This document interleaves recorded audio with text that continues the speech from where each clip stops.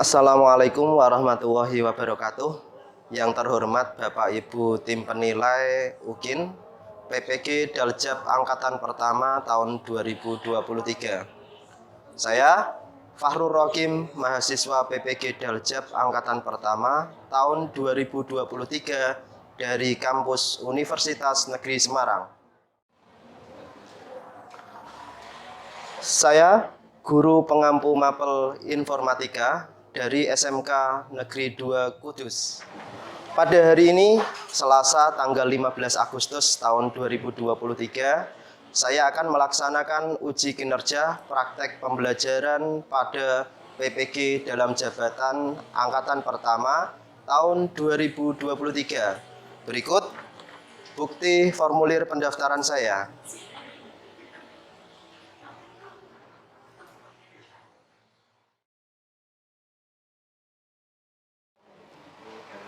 Dalam video praktek pembelajaran ini, saya menyampaikan materi sorting pada capaian pembelajaran elemen computational thinking dengan menggunakan media pembelajaran PowerPoint dan metode atau model pembelajaran contextual teaching learning, kombinasi project based learning.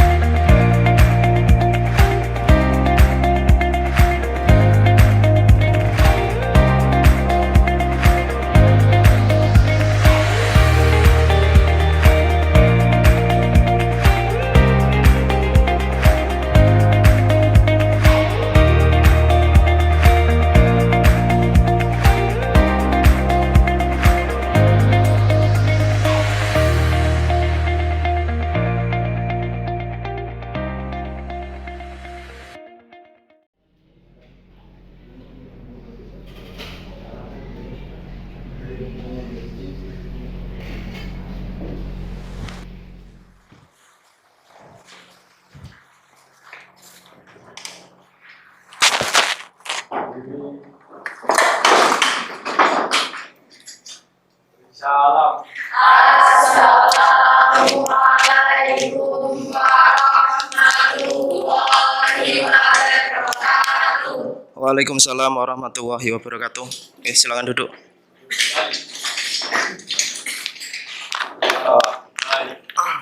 Bismillahirrahmanirrahim.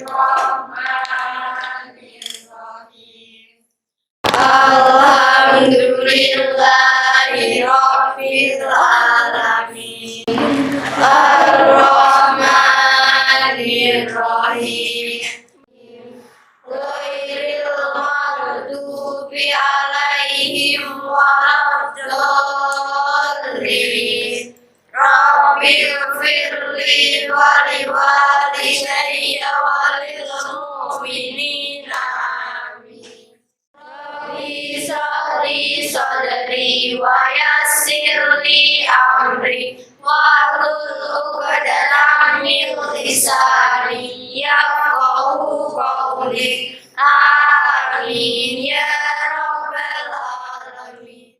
Sebelum kita mulai ke pembelajaran untuk menumbuhkan rasa nasionalisme kita, ya, rasa cinta tanah air kita terhadap bangsa Indonesia, kita awali dengan menyanyikan lagu Indonesia Raya, ya. Dirijennya hari ini siapa?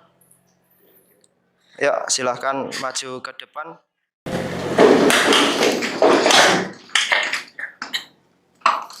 Hiduplah Indonesia Raya. Indonesia tanah airku, tanah tumpah darahku. Di sanalah aku berdiri, jadi pandu ibuku. Indonesia kebangsaanku, bangsa dan tanah airku. Mari ya Cinta Indonesia Raya, merdeka, merdeka, hiduplah Indonesia Raya. Oke, terima kasih ya. Akan dipersiapkan perlengkapan untuk pembelajaran kita di pagi hari ini, buku, alat tulis yang lainnya ya. Yang belum presensi hari ini siapa ya? Silakan untuk melakukan presensi dulu. Nah, saya cek hasil presensi hari ini. Ini ya. Hari ini yang tidak hadir Cinta Kristiana. Ada izinnya ini? Ada. Izinnya sakit apa izin? Izin ya. Oke. Izinnya langsung ke wali kelas. Kemudian ini juga nggak hadir Rahilda sama Rahma. Ini izin atau sakit? Dispensasi. Ya, dispensasi apa? Paskib. Oke ya. Hari ini kita membahas materi tentang computational thinking ya. Ini pertemuan yang ketiga setelah kemarin di pertemuan pertama kedua kita membahas kesepakatan kelas, kemudian membahas pengantar materi informatika ya. Kemarin sudah saya sampaikan, sudah saya singgung sedikit terkait materi computational thinking ya. Itu adalah materi dasar ya yang harus kita pelajari di pembelajaran informatika. Oke. Saya buka dulu materi untuk hari ini. Kalian bisa lihat di depan ya. Bisa dibaca?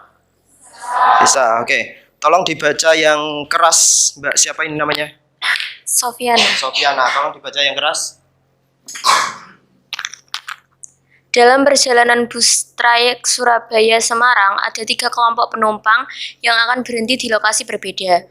Bus nantinya akan berhenti di Kabupaten Pati, Kabupaten Kudus, dan Kabupaten Demak. Di dalam bus hanya ada satu tempat penyimpanan koper yang hanya bisa dibuka dari satu pintu. Bagaimana sopir bus mengatur supaya koper-koper tersebut mudah untuk dikeluarkan? Mbak Sofia ya. Jadi ini contoh soal sebagai pendahuluan ya atau apersepsi dalam pembelajaran kita, yaitu computational thinking. Ada di situ contoh sebuah bus ya dengan trayek Surabaya Semarang, yang mana di dalam bus tersebut ada 3 kelompok penumpang yang akan berhenti di lokasi berbeda. Nah, bus tersebut nantinya akan berhenti di Pati, Kudus, dan Demak. Jadi kalian bisa perhatikan ada 3 lokasi untuk pemberhentian bus tersebut ya. Di dalam bus hanya terdapat satu tempat penyimpanan koper ya, yang hanya bisa dibuka melalui satu pintu. Yang menjadi pertanyaan adalah bagaimana sopir bus tersebut mengatur koper-kopernya supaya mudah untuk dikeluarkan. Kira-kira bagaimana? Aiza.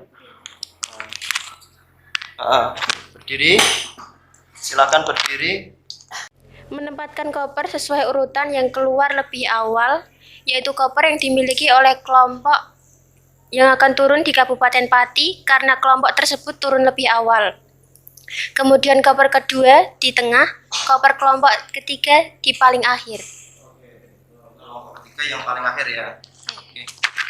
Terima kasih untuk Mbak Aiza ya. Tepuk tangan untuk Mbak Aiza.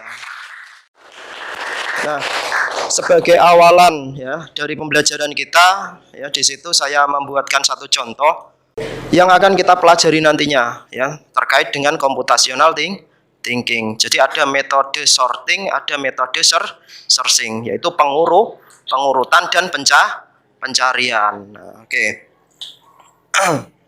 Tujuan dari pembelajaran kita ya, kita memahami konsep strategi algoritma standar searching untuk beberapa persoalan yang disajikan ya, itu yang pertama. Kemudian yang kedua, menganalisis algoritma standar searching untuk beberapa persoalan. Kemudian yang ketiga ya, membuat algoritma standar searching ya.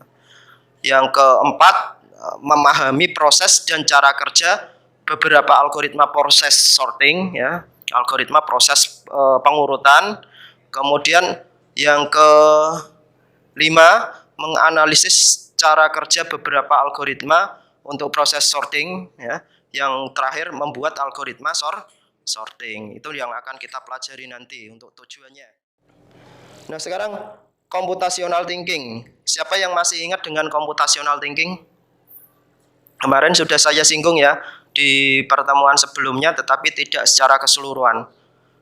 Nah, computational thinking itu cara berpikir ya dalam menyelesaikan masalah dengan menguraikan menjadi beberapa tahapan supaya menjadi lebih efektif, efisien, dan menyeluruh. Nah, tahapan-tahapan tersebut meliputi satu apa? Dekomposisi, ya. Kemudian apalagi? Pattern recognition. Kemudian satu lagi abstraction. Yang terakhir apa? Algoritma atau algoritma, ya. Itu merupakan konsep dasar dari ilmu komputer, ya. Jadi algoritma itu lahir dari computational thinking, ya, yaitu cara menyelesaikan masalah dengan menguraikan menjadi beberapa tahapan, ya. Nah, ya, jadi sebelum kita masuk ke materi tentang computational thinking lebih jauh, ya, saya pengen kalian mengerjakan kuis yang Bapak sediakan ya melalui kuisis ya. Ini ya. Nanti saya share ke grup. Nah, sudah saya share ya linknya, link untuk tes kemampuan awal ya. Silakan kalian buka link tersebut, join dengan nama panggilan ya. Nama panggilan, strip, nomor absen. Saya ulangi, nama panggilan, strip, nomor absen. Silahkan, ayo dimulai. Nah, di situ sudah ada 2 peserta yang masuk. Nah, Hani, Aiza, Jenny, Putri. Sudah semua 25 peserta, 27. 27. Ayo, yang lain bagaimana? Terkendala dengan kuota sinyal? Ya, kita lanjut. Saya mulai untuk tes awalnya. 1, 2, 3, 4, 5. Go.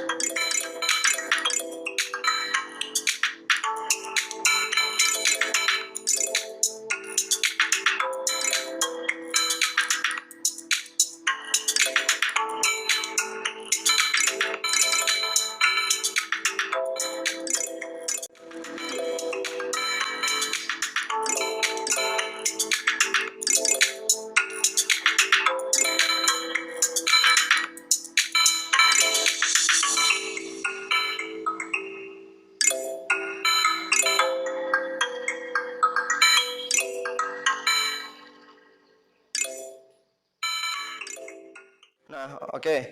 Ada beberapa yang sudah selesai. Kita bisa lihat di situ skornya. Ternyata Naila absen 24 mendapatkan skor yang paling tinggi untuk sementara ya. Ya, sementara Naila mendapatkan skor paling tinggi. Berarti sudah selesai semua ya. Nah, sudah selesai semua. Tepuk tangan untuk Reza, Naila. Yang satu lagi siapa tadi? Ya. Reza, Naila, terus satu lagi siapa? Peringkat ketiga tadi ya. Jenny. Ya, Jenny. Wah. Jenny, tepuk tangan untuk Reza, Naila, dan Jenny ya. Nah, sekarang kita lanjut ke materi. Nah, kita tadi sampai di pengertian computational thinking ya, computational thinking. Jadi computational thinking ini adalah cara berpikir dalam menyelesaikan masalah ya dengan menguraikan menjadi beberapa tahapan ya supaya lebih efektif, efisien, dan menyeluruh ya. Tahapan-tahapan tersebut meliputi dekomposisi, kemudian ada pattern recognition, ada abstraction, ada algoritma, ya, yang merupakan konsep dasar dari ilmu komputer. Nah, saya beri contoh gini. Dengan menggunakan computational thinking, artinya cara pikir kita itu menggunakan logika, sama halnya dengan yang digunakan oleh komputer. Komputer itu bagaimana sih cara berpikirnya? Tentunya dengan menggunakan tahapan-tahapan algoritma yang dibangun, ya. Jadi ada langkah-langkah algoritma yang dibuat di dalam komputer tersebut, ya. Tentunya algoritma yang dibuat di dalam sebuah komputer itu karakteristiknya, ya, harus mengutamakan satu logika, ya. Yang pertama mengutamakan satu logika, kemudian rasionalitas, ya, mengutamakan rasionalitas. Artinya kalau mengutamakan logika, ya, algoritma yang dibangun di dalam komputer itu harus berdasarkan ilmu, ya, berdasarkan ilmu. Kalau mengutamakan rasionalitas, algoritma yang dibangun itu harus apa? Harus ada dasarnya, ya, tidak boleh ngawur, ya, tidak boleh ngawur. Nah, sekarang berikutnya, tadi setelah tes kemampuan awal, tahapan dalam computational thinking. Tadi kan ada 4, ya. Tahapan dalam computational thinking itu ada 4. Satu, dekomposisi. Dekomposisi itu merupakan pembagian masalah menjadi bagian yang lebih kecil atau sederhana. Ada nggak yang bisa menyontohkan, memberikan contoh, ya? Contoh dari pembagian masalah menjadi bagian-bagian yang lebih kecil atau menyederhanakan masalah. Siapa yang bisa mencontohkan? Aurel, ya. Oke, Aurel. Ntar ya, berdiri Aurel. Berdiri. Contoh ketika sedang memperbaiki peralatan yang rusak, misalkan lampu rumah. Supaya lebih mudah untuk menemukan kerusakannya, kenapa lampu tersebut tidak bisa menyala, maka harus dianalisis bagian-bagian yang menjadi faktor penyebab dari yang paling dasar, yaitu mulai dari sumber daya tegangannya, kabel penghubungnya, saklarnya, sampai yang terakhir lampunya, sehingga dapat diputuskan dengan tepat bagaimana solusi untuk menyelesaikan masalah tersebut, yaitu lampu yang tadinya mati menjadi hidup kembali. Jadi tepuk tangan untuk Aurel, ya.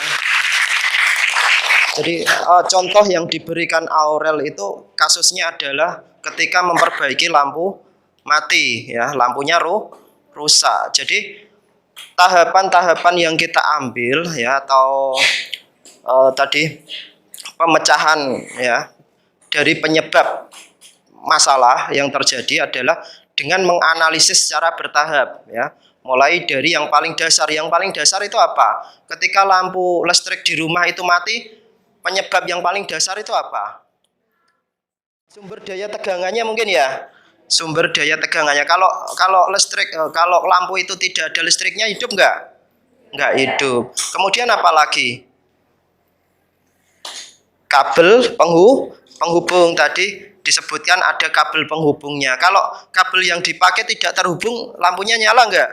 Tidak. Maka itu faktor kedua yang menjadi penyebab. Nah, kemudian apa lagi? Dalam kita menganalisis itu juga kita perlu untuk menggunakan rasionalitas dan juga logika. Tahapan-tahapan yang sudah kita tentukan, yang kita analisis, ya, itu harus berhubungan dengan masalah yang kita dapatkan. Nah, supaya apa? Supaya dalam kita memutuskan atau membuat solusi, mengambil solusi dari masalah tersebut, pertama, lebih tepat. Solusinya akan lebih tepat. Kedua, lebih mudah untuk menentukan solusi. Nah, makanya yang kedua adalah pattern recognition, ya, yaitu apa? Mencari atau menggali kesamaan pola dalam maupun antar masalah yang ingin dipecah, ya. Nah, pattern recognition ini siapa yang bisa memberikan contoh? Siapa yang bisa memberikan contoh? Oh iya, namanya siapa? Kita. Kita. Sebentar ya. Berdiri, memperkenalkan nama, Mbak. Perkenalkan, nama saya Bunga Maharani, bisa dipanggil Gita. Ketika sedang mengangkat jemuran pakaian, di situ ada banyak jenis pakaian yang harus dipilah dan ditempatkan sesuai dengan wadahnya. Misalnya baju orang tua, baju kakak, baju adik. Lemarinya mereka itu berbeda-beda, maka supaya tidak tertukar, kita harus mengenali baju-baju tersebut milik siapa dan harus memasukkan ke tempat mana. Terima kasih, tepuk tangan untuk Gita Bunga ya. Oke. Tadi yang diambil contohnya itu ketika kita mengangkat jemuran ya. Ketika kita mengangkat jemuran, di situ kan ada banyak pakaian, ada banyak jenis pakaian yang dijemur.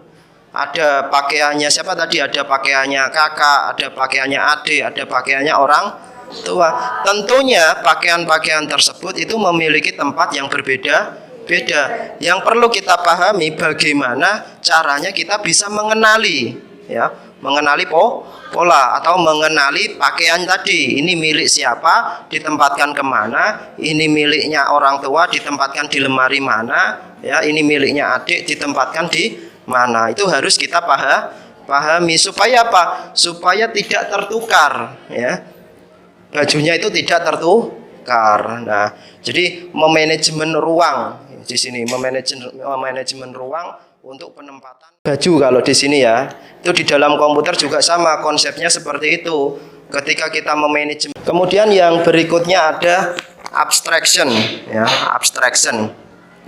Abstraction ini melihat permasalahan secara mendasar sehingga dapat melihat jangkauan yang lebih luas, lebih penting dan mengabaikan detail kecil yang sebetulnya kurang relevan. Nah, coba di sini untuk yang abstraction, siapa yang bisa memberikan contoh? Contoh, ketika kita sedang menceritakan pengalaman perjalanan, tentunya hal-hal yang tidak penting akan di-skip untuk diceritakan karena itu dianggap tidak penting dan membuang waktu.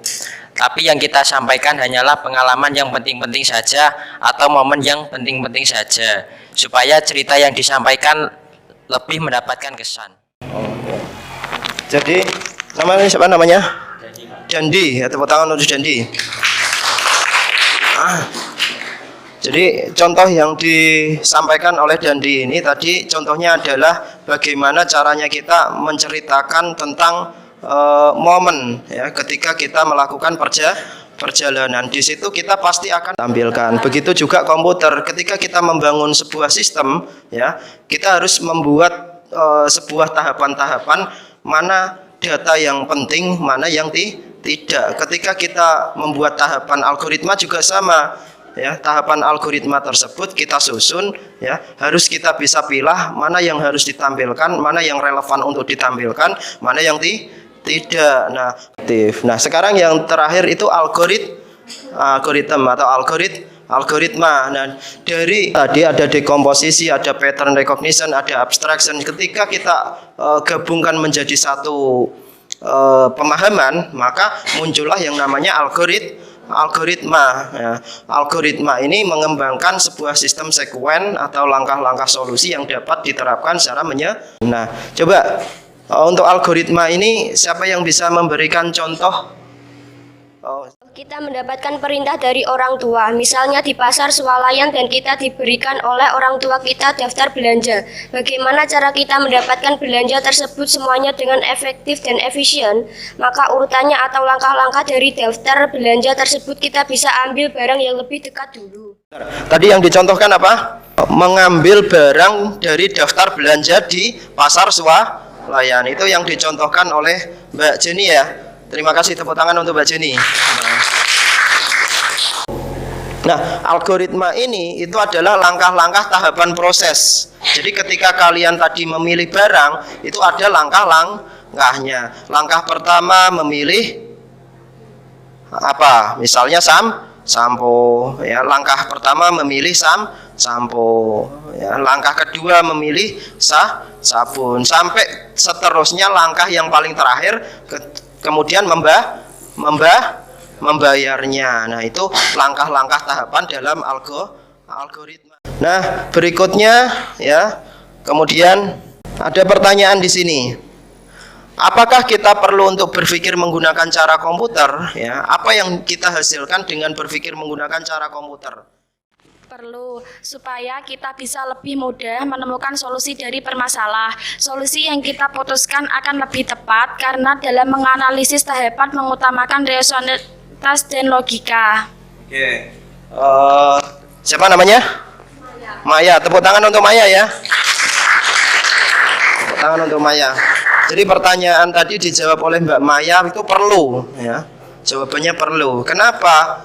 Karena dengan kita berpikir menggunakan cara komputer, artinya berpikir menggunakan logika ya, itu pertama kita akan mudah untuk mendapatkan solusi dari permasalahan, dan solusi yang kita ambil itu keputusannya tepat. Tadi sudah saya sampaikan, bayangkan misalnya kalian punya motor ya, kalian punya motor mogok di jalan, mesinnya mati. Ketika kalian analisis, kalian mendapatkan suatu analisis yang tidak berhubungan dengan mesin tadi yang rusak, banyak kempes. Secara logika ban kempes itu berpengaruh terhadap mesin enggak? Tidak. Makanya ketika kalian ambil keputusan tersebut, maka keputusan tersebut tidak tepat karena tidak berhubungan dengan mesin yang mati. Jadi dengan menggunakan computational thinking, yang perlu kita pahami adalah bagaimana caranya kita membuat tahapan-tahapan dalam memecah masalah itu menggunakan aspek rasionalitas dan aspek logika. Jadi tahapan yang kita ambil itu tidak ngarang, ada dasarnya secara keilmuan dan secara dasar. Nah, berikutnya adalah algoritma sorting. Algoritma sorting merupakan tahapan atau langkah urutan dalam pengurutan data mulai dari yang paling kecil ke yang paling besar atau sebalik dari yang paling besar ke yang paling kecil.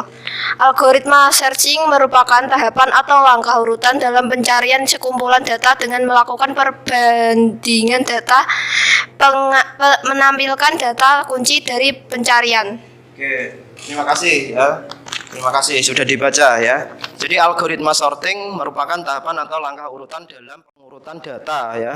Jadi untuk sorting sendiri itu ada dua tipe ya. Kita bisa melakukan pengurutan data berdasarkan ascending atau berdasarkan descending. Nah, pertanyaannya, mengapa logika algoritma yang dibangun untuk menyelesaikan permasalahan di sini sangat mempengaruhi atau sangat dipengaruhi oleh orang yang membuatnya? Siapa yang bisa menjawab? Karena setiap orang memiliki pola pikir yang berbeda-beda, proses penalaran manusia selalu dipengaruhi oleh faktor rasional, moral, dan suasana lingkungan masyarakatnya. Ya. Tepuk tangan untuk Hani ya. Tepuk tangan untuk Hani. Nah, mengapa logika algoritma yang dibangun untuk menyelesaikan permasalahan itu sangat dipengaruhi oleh orang yang membuatnya ya. Nah, keberhasilan dan kesuksesan kita dalam membangun algoritma tergantung bagaimana kita bisa menggunakan aspek rasionalitas dan logika dalam membangun algoritma. Nah, berikutnya kita akan melakukan diskusi kelompok ya. Nah, kita akan melakukan diskusi kelompok. Nah, di sini jumlahnya ada 30 berapa tadi? 33 ya. Kita bagi menjadi 7 kelompok ya. Untuk kelompoknya saya pengen ada yang tukar tempat ini ya. Ada yang tukar tempat. Nah, coba ini Mbak siapa? Nah, kamu tukar dengan Jenny ya. Jenny itu pinter ya. Biar ditukar sama Jenny. Nah.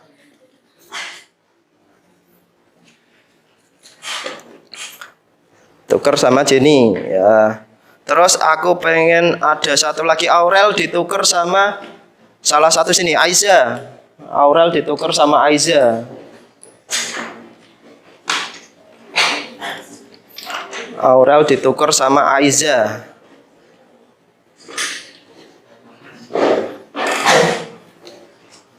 Terus Reza ini ditukar sama Dendi. Ayo. Reza ditukar sama Dendi. Sudah kelihatannya ya, sudah. Sekarang saya tanya, ini kelompok berapa? 1. Ini kelompok berapa? 2. Ini ending. Nah, itu soalnya. Nah, silakan tadi ya LKPD yang sudah saya bagikan melalui grup dibuka. HP-nya sekarang dibuka semua. HP-nya sekarang dibuka semua. Tadi saya sudah membagikan LKPD ya. Tadi LKPD sama modulnya kan saya share jadi satu ya di grup. Silakan bisa dibuka. Kelompok 1 yang dibahas apa? Algoritma insertion short. Algoritma Insertion short. Ya, insertion short. Algoritma pencarian. Nah, itu algoritma yang bagaimana? Merupakan algoritma yang paling sederhana, yang dimana algoritma ini mirip seperti mengurutkan kartu dari yang terkecil hingga yang terbesar. Nah, mengurutkan kartu dari yang paling kecil ke Terbesar. besar. Itu algoritma sederhana ya. Ya. Menggunakan teknik ascending apa descending. Kelompok 2 yang dibahas apa? Dua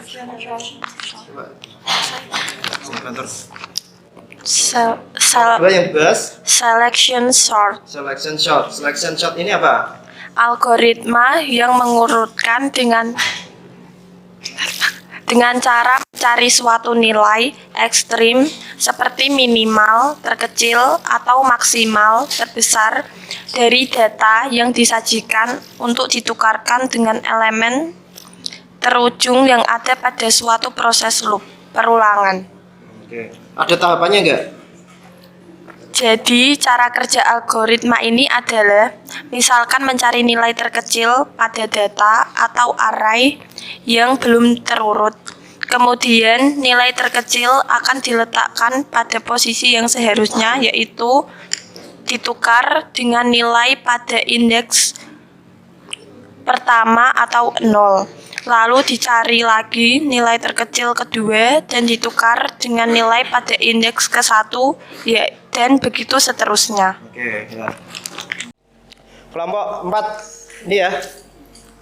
Yang dibahas topiknya apa? Quick sort. Quick sort. Quick Sort. Quick sort. Quick sort ini apa? Quicksort merupakan suatu algoritma pengurutan data yang menggunakan teknik pemecahan data menjadi partisi-partisi, sehingga metode ini disebut juga dengan nama partition exchange sort. Untuk memulai iterasi pengurutan, pertama-tama sebuah elemen dipilih dari data, kemudian elemen-elemen data akan diurutkan, diatur sedemikian rupa. Nah, terima kasih ya. Silakan dilanjutkan untuk buat presentasinya ya. Diskusinya sudah cukup ya. Diskusinya sudah cukup. Sekarang kita presentasi kelompok yang sudah selesai. Maju ke depan. Yuk. Perkenalkan, kami dari kelompok 5. Nama saya Aurel. Saya Sofi.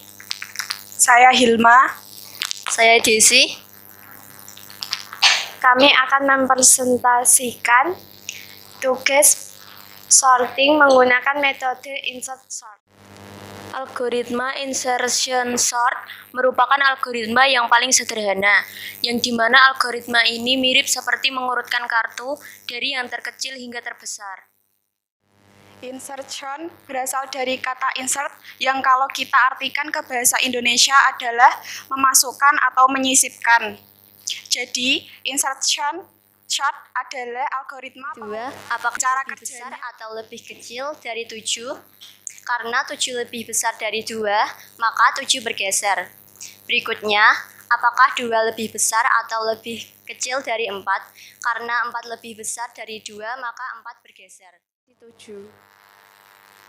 Berikutnya, apakah 4 lebih besar atau lebih kecil dari 5? Karena 4 lebih kecil, maka posisi tetap, dan 5 menempati posisi 7 sebelumnya. Demikian presentasi dari kami. Jika ada yang mau bertanya, silahkan. Bagaimana jika yang dibandingkan itu sama nilainya? Jika nilai yang dibandingkan itu sama, maka posisi sementara akan tetap berada pada tempatnya, dan kemudian dicari nilai berikutnya apakah ada yang lebih besar untuk ditukar. Gimana? Puas dengan jawabannya? Puas. Oke, terima kasih. Dari kelompok 5, silakan bisa kembali ke tempat, tepuk tangan. Sudah selesai presentasi semuanya ya. Dari materi yang tadi kita pelajari, ada beberapa kelompok sudah presentasi semuanya. Sekarang kita masuk ke kesimpulan akhir dari pembelajaran ya. Adakah yang mau menyimpulkan hasil pembelajaran kita? Dengan belajar computational thinking, kita dapat menyelesaikan permasalahan yang kompleks dengan mudah. 2. Kita dapat menganalisis tahapan-tahapan yang menjadi penyebab masalah, dan kita dapat memperoleh keputusan solusi yang tepat. Oke. Jadi, siapa namanya? Mas Yanwar. Oke, tepuk tangan untuk Mas Yanwar yang telah memberikan kesimpulan tepat. Nah, sekarang sebelum saya akhiri proses pembelajaran di pagi hari ini ya, saya ingin melakukan refleksi ya. Jadi refleksinya ini saya share di grup ya. Refleksinya saya share di grup. Saya share, silakan dibuka refleksi tersebut. Refleksinya adalah apa yang menyenangkan dalam kegiatan pembelajaran ini. Silakan dipilih dari pilihan tersebut. Kemudian yang nomor 2, apakah aktivitas pembelajaran ini bermakna dalam kehidupan saya? Ya. Silakan di situ ada beberapa pilihan, kalian pilih juga ya, yang kalian sedang rasakan dalam pembelajaran ini bagaimana. Ya. Kemudian yang berikutnya, apakah saya terlibat aktif dalam pembelajaran? Yang terakhir, apakah saya dapat bekerja sama dengan teman-teman kelompok? Silakan. Saya tunggu hasil refleksinya.